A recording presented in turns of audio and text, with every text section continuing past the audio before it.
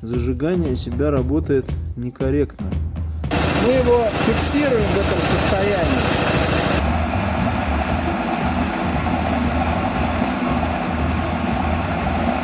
Всем привет, друзья, с вами Сергей, канал Мото47. И сегодня продолжим воскрешать наш полумертвый Днепр. И Днепр все больше и больше превращается в Урал. Тут у нас коляска от Урала, вилка передняя от Урала, теперь и двигатель от Урала. В общем-то, все меньше и меньше от Днепра остается.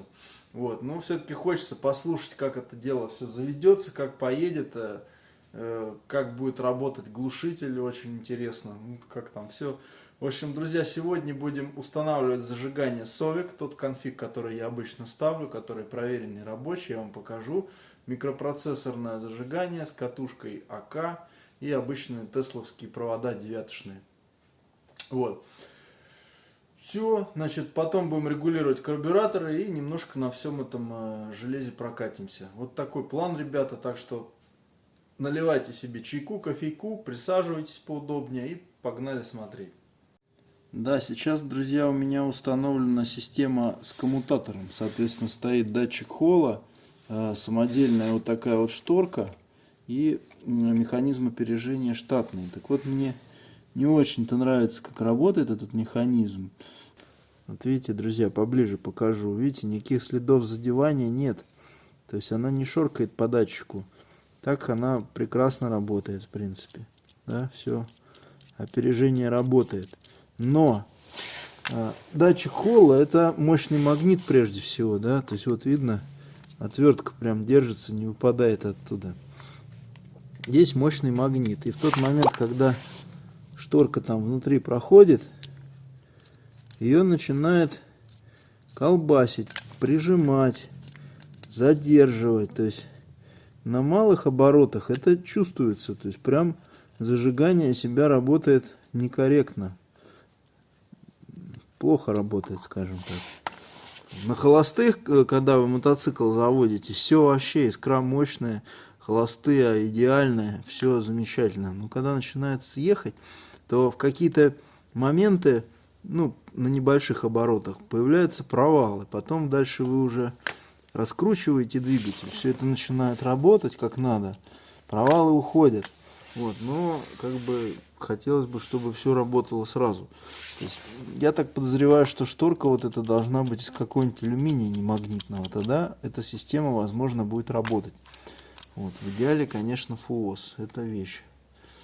Ну, с ФОЗом там другие проблемы. Их надо еще грамотно сделать, чтобы они не горели, не перегорали и так далее. Поэтому возвращаемся все к тому же Совику. Так, друзья, газелевские катушки тоже разные бывают. Есть большие, есть поменьше. Вот это здоровенная катушка. И, как видите, она помещается, тоже ставится. Но с ней тут, конечно, определенный геморрой. То есть нужно тут подпиливать углы, потому что так она иначе не влезает. Тут с боков надо немножко подпиливать, в общем, чтобы она туда полностью встала. В общем, но так или иначе, но все равно встает. Да? Хотя, вот смотрите, есть катушки поменьше, поаккуратней. Тоже газелевские. Видите, насколько она меньше?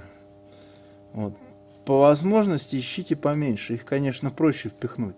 Вот. Ну, в принципе, если купили большую, то ничего страшного, она тоже войдет.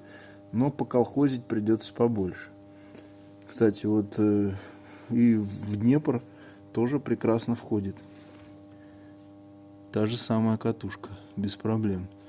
Ну, маленькая, по крайней мере. Ну и большая тоже войдет. Видите, тут места-то много еще. Ну, так что вот, к сведению. Так, друзья, все собрано. Значит, вот проводочки. Проводочки, кстати, используются обычные вазовские восьмерка карбюратор. Вот они идеально подходят. Они очень длинные, и все 4 провода используются. То есть они длины тут вообще с избытком. То есть покупаете комплектик, и вам хватает на 2 раза.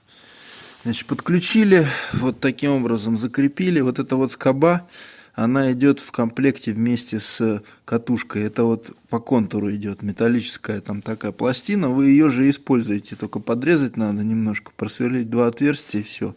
Та же самая скоба у вас выступает в роли крепежа. Значит, установили коммутатор. Сильно не затягивайте. Затягивайте вот таким образом, чтобы он у вас поворачивался. Значит, подключаем зажигание. Включили. Значит, видим, что горит лампочка. Да? Значит, сейчас выставлена ВМТ у меня. Вот меточка, да, видите? Обратите внимание, на некоторых маховиках идут 2 метки. Первая метка будет РЗ, раннее зажигание. Она для настройки контактного зажигания. Она вам не нужна. Вам нужна вторая метка ВМТ. Вот вы отмотали до второй меточки, поставили. После чего идете сюда, смотрите, ага, у вас горит лампочка. Вы поворачиваете корпус модулятора, корпус коммутатора до того момента, когда лампочка это не погаснет. Оп, вот она погасла. Вот в этот момент как раз вам надо зафиксировать коммутатор. Оп, все. То есть вот в этом положении мы коммутатор фиксируем. Это как раз и есть то самое положение, в котором должна срабатывать искра. Все, собственно говоря, сейчас все это дело закрою крышечкой. Не, крышечкой пока не буду закрывать. Попробуем завестись. Друзья, еще такой важный момент. Не забываем проконтролировать, что есть зазор. Вот здесь вот между модулятором и датчиком холла. Потому что если зазора не будет, то датчик будет чиркать и выйдет из строя. Обязательно крутаните пару раз и посмотрите, что здесь ничего не чиркает, не задевает. Ну что, первый запуск. Будем пробовать заводить. Глушитель направил к выходу.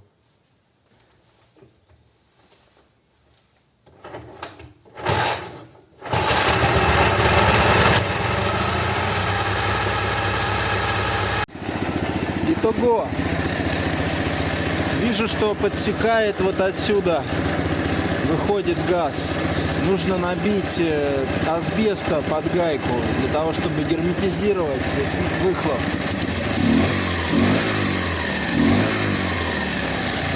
Под гайки выходит. Вот. В принципе, звук выхлопа мне нравится. Ну, такой басистый, я бы сказал.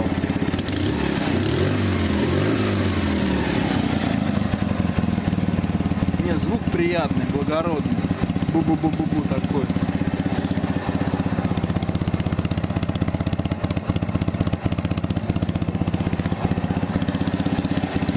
Мне нравится. Не нравится вой генератора. Поскольку это Урал, пришлось переставить генератор ураловский, ну, который был в моторе ураловском. А здесь стоит новый генератор китайский. И он воет очень здорово. Прям офигеть можно, как воет. Там на Днепре нифига не выло, все нормально работало. Надо какой-нибудь старый советский генератор перебрать и сюда поставить. Этот очень воющий. Слышно, что клапанок подсокивает. Надо подрегулировать. Зажигание работает отлично. Никаких провалов, ничего. Осталось выехать, в общем. Чувствуется, что нету синхронной работы цилиндров. То есть я газу даю, видно, что один начинает работать раньше. В принципе, карбы здесь настроенные, ну, потому что они, этот же мотоцикл ездил. Вот, но поскольку тросики другие, нужно подрегулировать синхронную работу обязательно. Так, друзья, продолжаем. У нас новый день. Опять прекрасная погода сегодня в Питере. Слава богу, замечательно, солнышко светит. Вот, так что продолжим. Значит, прежде чем регулировать карбюраторы на мотоцикле, нужно настроить зажигание и выставить правильно зазоры в клапанах, а потом уже попытаться его завести хотя бы как-то, да.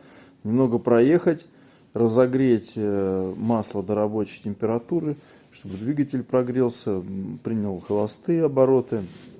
И уже только после этого будем настраивать карбюраторы. Сейчас карбюраторы мы не трогаем, скидываем крышки, проверяем, что там у нас с зазором. Зажигание я вчера выставил по меточке. Работает нормально. Вот. И сейчас продолжим с клапанами. Сразу хочу отметить, что дофига места. Ураловский двигатель гораздо уже, чем днепровский. Поэтому крышка снимается без проблем. Я помню, что на Днепре тут надо было чуть ли не коляску отстегивать, чтобы снять крышку. Далее ищем ВМТ, друзья. Ищем ВМТ. Вот видите, первая меточка. Стрелочка с точкой. Это метка раннее зажигание. Она нам не нужна. Мотаем дальше. Нам нужна вторая метка. Она будет вот следующая меточка, видите, стрелочка. Вот это уже непосредственно метка верхней мертвой точки. Есть маховики, на которых вообще нет метки, а есть на которых одна только метка. Если метка только одна, то это и будет она самая ВМТ. Обратите внимание на это. Значит, что дальше у нас? Смотрим. Как определить, с какой стороны регулировать зазор. Вот мы сейчас ВМТ выставили. У нас с одной стороны, соответственно, есть слабина. Видите, крутится все. То есть сейчас тут есть реально какой-то зазор. В этот момент с другой стороны у нас никакого зазора нет. У нас идет продувка, здесь клапана приоткрыты. То есть тут все зажато. Следовательно, регулировать надо, проверять регулировку с этой стороны. Если же вы заново регулируете, начинаете, вы еще не знаете, с какой стороны регулировать, то очень просто. Можно выкрутить свечку и покрутить двигатель. Когда начнет воздух выдавливать ваш палец, значит, в этом цилиндре происходит сейчас такт сжатия. Именно с этой стороны надо регулировать зазор в клапанах. Вот такая вот технология. Значит, ВМТ стоит, смотрим. Ну, великоват немножко зазорчик.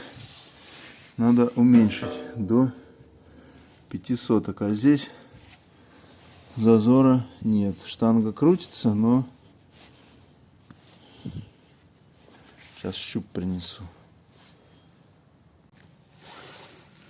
Значит, с этой стороны даже щуп 500 не пролезает. То есть зазор вроде есть, но он слишком маленький. Можно сказать, даже клапан чуть поджат. Вот. Ну а здесь наоборот. Зазор слишком большой. Щуп 10 спокойно пролезает. Видите? Значит, с этой стороны надо зазорчик уменьшить, а с этой чуть-чуть увеличить. Вот таким образом, друзья, регулируем зазор сначала с одной стороны, потом делаем полный оборот маховика, и все у нас меняется. С этой стороны будет продувка, а с той стороны надо будет регулировать клапаны. И, соответственно, регулируем с той стороны. Ну что, друзья, попробуем завести это чудо и проехаться.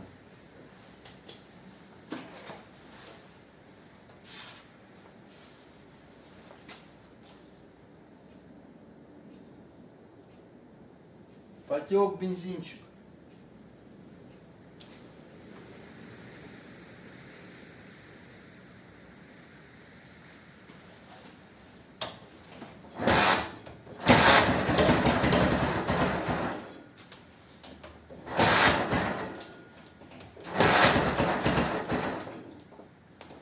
Холостой низковат.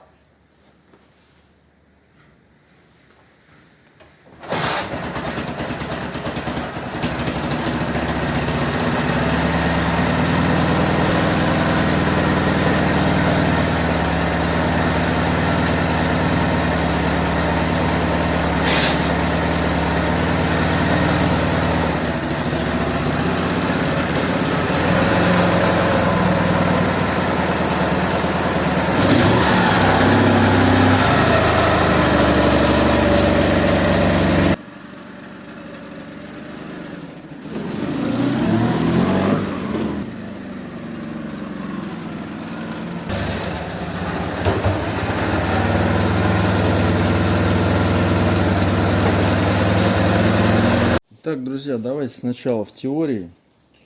Значит, нам нужно настроить карбюраторы по одному, настроить качество холостого хода для начала. Мы мотор прогрели, они горячие. Значит, нам нужно сначала вместо одного с одной стороны отключить цилиндр, чтобы работал только один. Мы просто берем и ставим еще одну свечку пустую рядышком, кладем ее на кузов, на корпус, чтобы масса была, чтобы искра проходила, чтобы не сгорел наш коммутатор. Вот, таким образом у нас остался рабочим только один цилиндр. Я обычно чуть-чуть добавляю холостых, чтобы ему проще было работать, поскольку нам будет не завести мотоцикл на одном цилиндре, если низкий холостой ход. Вот. Дальше мы его заводим и винтом вот этого качества смеси регулируем подачу воздуха вместе с топливом. Соответственно, когда мы винт выкручиваем, воздуха идет больше. Когда закручиваем, меньше идет воздуха, больше, богаче топлива.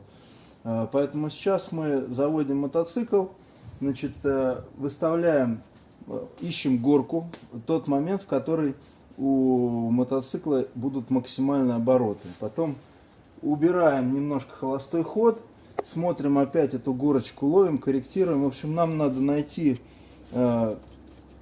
максимально высокие обороты при условии минимального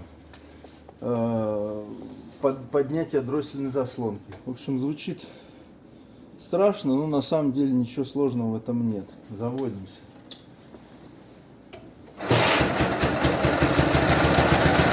Вот. Теперь регулируем качество смеси.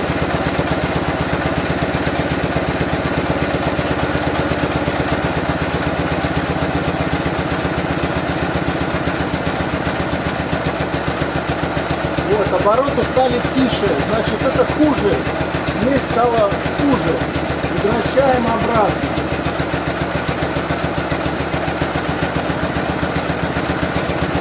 Вот, опять обороты подросли. Уменьшаем холостой ход.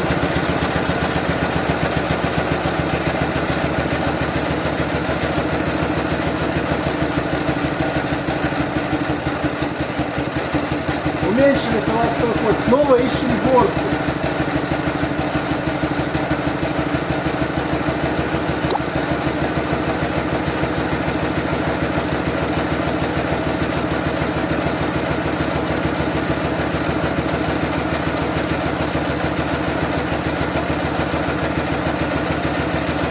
Еще уменьшаем.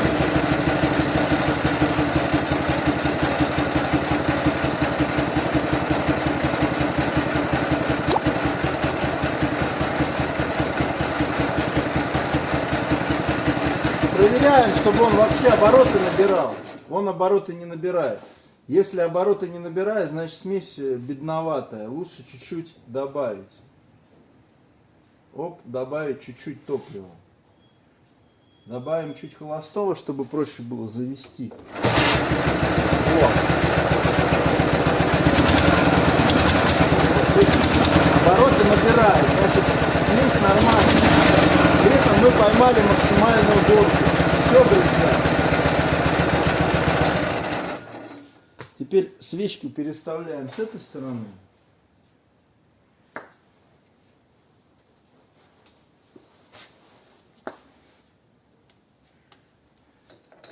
И точно так же ищем горку уже со второй стороны. Далее, друзья, нам надо отрегулировать синхронную работу цилиндров, чтобы каждый из них давал одинаковое усилие при подъеме дроссельной заслонки, чтобы работали цилиндры синхронно.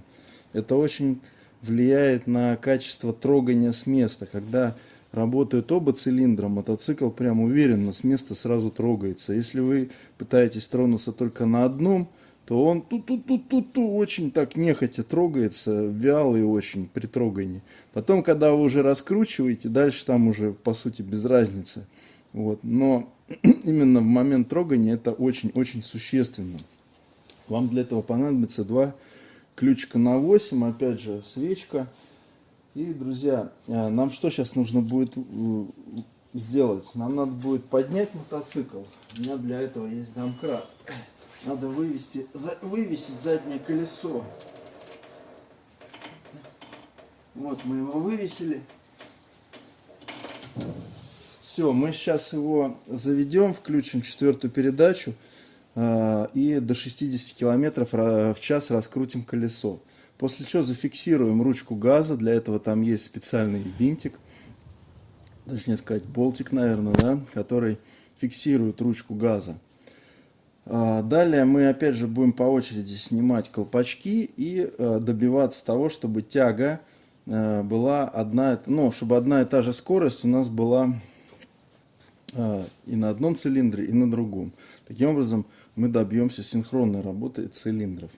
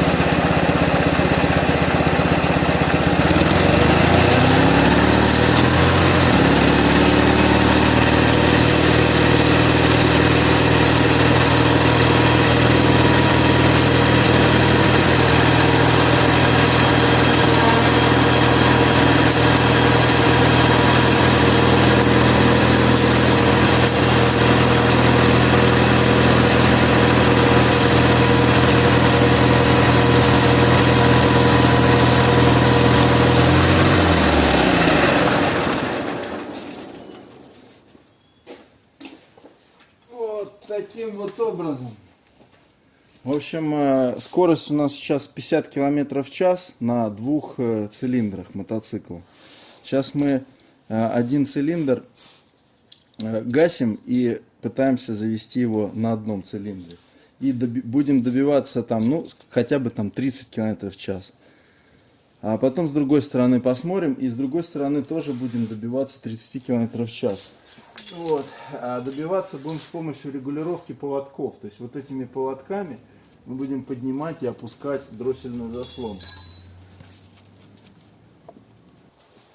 Оп.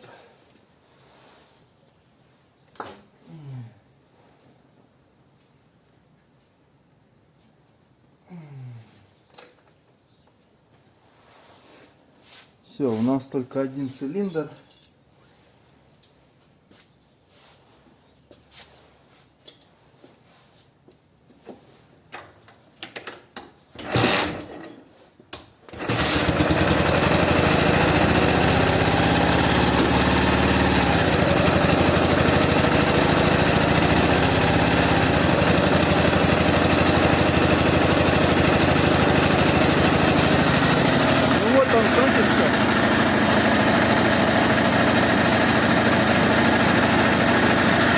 Примерно 35 километров в час.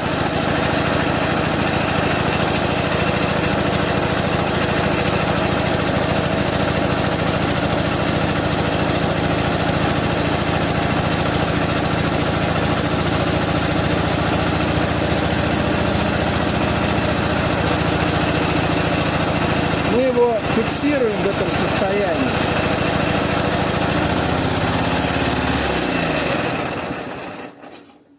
Теперь переставляем наоборот.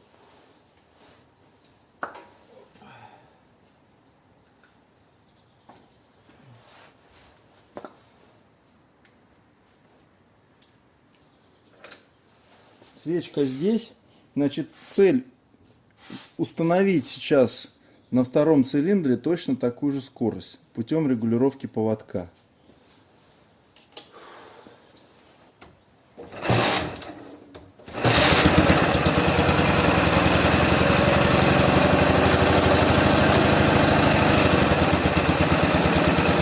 Я уже слышу, что оборотов меньше, тот цилиндр меньше дает нагрузку. Сейчас мы добавим.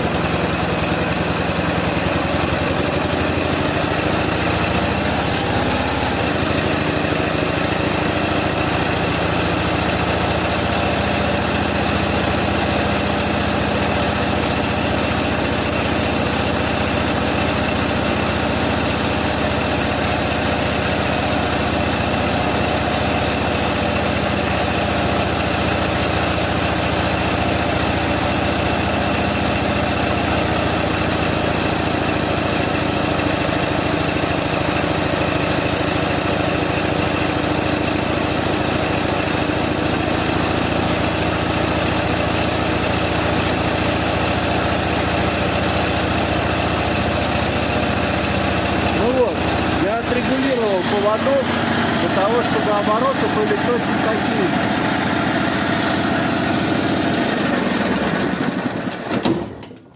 Все, теперь у меня оба цилиндра делают одинаковую отдачу мощности. То есть сейчас я буду трогаться, и оба цилиндра будут синхронно набирать мощность. Все, можно еще разок прокатиться, почувствовать, как это все будет. И, в принципе, можно приступать к следующему этапу регулировки. Это выставление игл. То есть надо сделать так, чтобы на ходу при движении карбюратор не богатил и не беднил. Для того, чтобы свечи были у нас ровно кирпичные. А для этого уже нужны водительские испытания. Надо проехать 5 километров хотя бы, да? Заглушить двигатель и выкрутить свечи, посмотреть, какой будет на них нагар. Если они будут черные, надо будет, значит, смесь обеднить. Если будут слишком белые, значит, наоборот, смесь надо обогатить. Короче, все, что мы сейчас сделали, это еще не полная, скажем так, картина. Это то, что можно сделать на месте. Дальше приступаем уже к движению.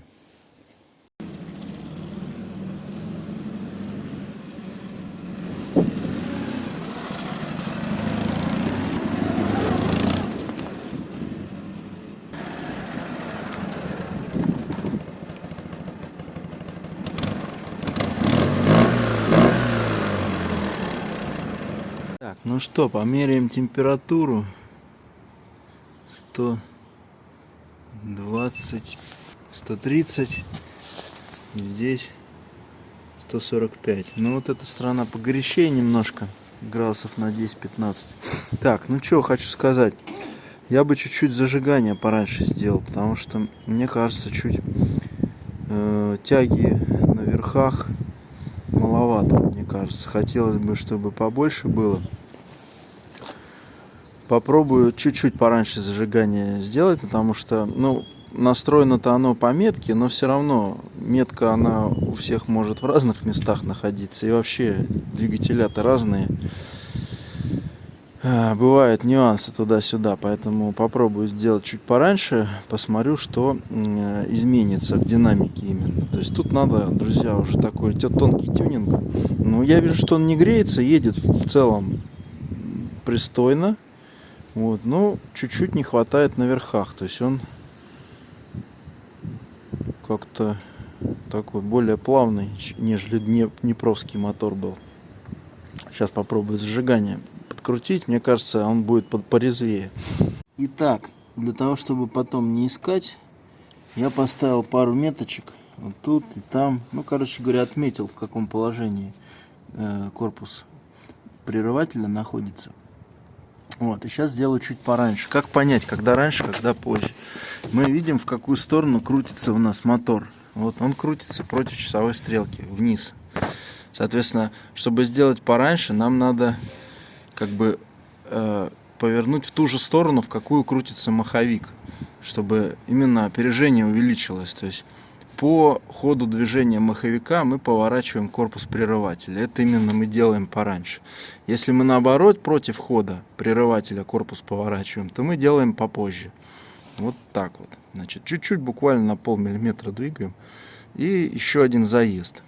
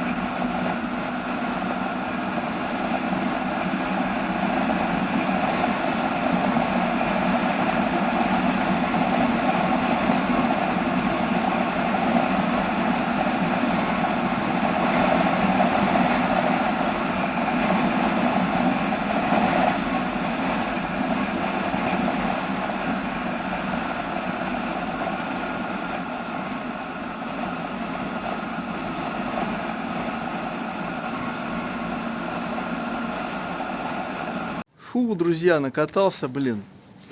Но он реально поехал лучше. То есть зажигание сделал чуть пораньше, и тяга появилась, ну, хорошая тяга появилась. Не хуже, чем на днепровском моторе. Местами даже до 85 смог его раскочегарить. Я думаю, если подольше пожарить, он и до 90 раскрутится. Потому что двигатель работает гораздо мягче. Мотор здесь старый, с обычными поршнями, старыми советскими.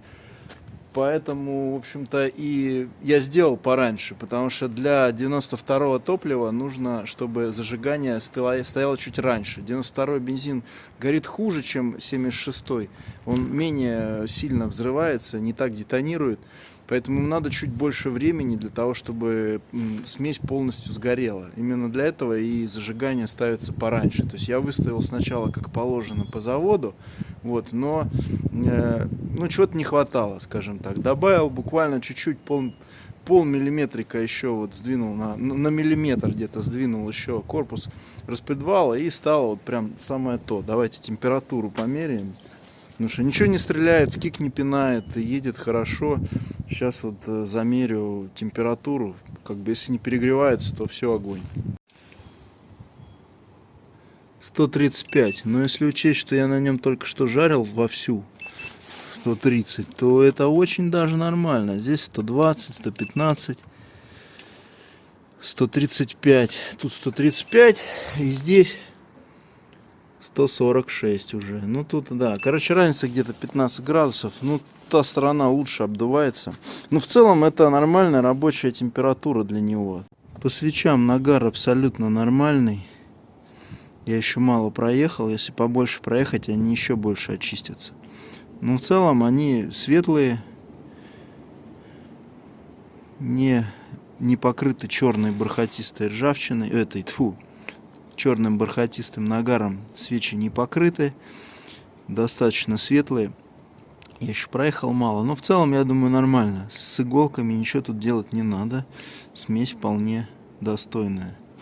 Ну вот, друзья, такой видосик записал. Как смог, пояснил по поводу настройки карбюраторов К68У, стандартного зажигания Совик, как его можно поставить. Так что, друзья, если видосик был полезен, сами знаете, ставим лайк, пишем комментарий в поддержку, что вам понравилось, чего я неправильно настроил, вы бы сделали правильнее. Вот. Ну и, собственно говоря, подписываемся на канал, чтобы следующее видео не пропустить. А следующее видео у нас будет с вами, друзья, путешествие в Подпорожье.